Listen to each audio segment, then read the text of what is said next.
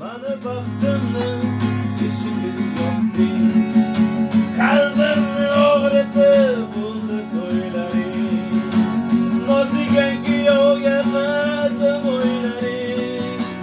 Bilaman aytishga yo'qdir izohlar. Dardlarim aytadi so'zsiz nigohlar. Jonginam yaxshimisan?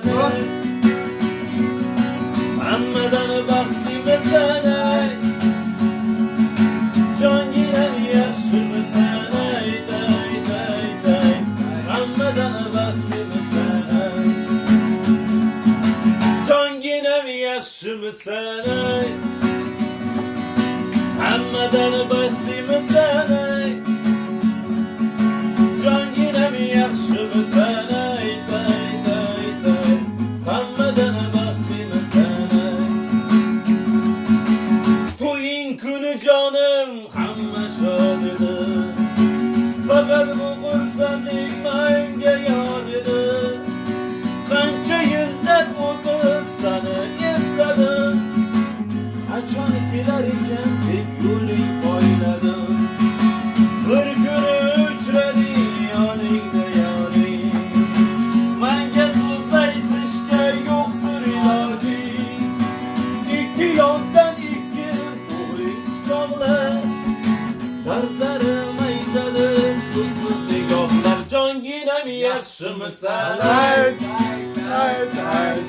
Hammadan baxtlimisan? Jonginam yaxshimisan? Ayt, ayt, ayt, ayt. Hammadan baxtlimisan? Jonginam yaxshimisan? Ayt, ayt, ayt. Hammadan baxtlimisan? Jonginam yaxshimisan?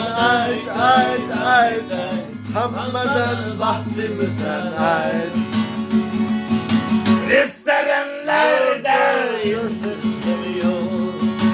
Bu yerda mana bir kishim yo'q. Har kuni kezarman mayxonalarini. Unutib ishq degan afsonalarini. Bir kuni uchradik yoningda yoring. Menga so'z aytishga yo'qdir ilojing.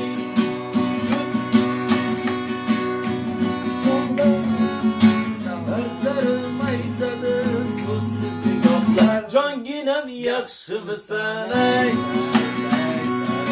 Hammadan baxtlimisan?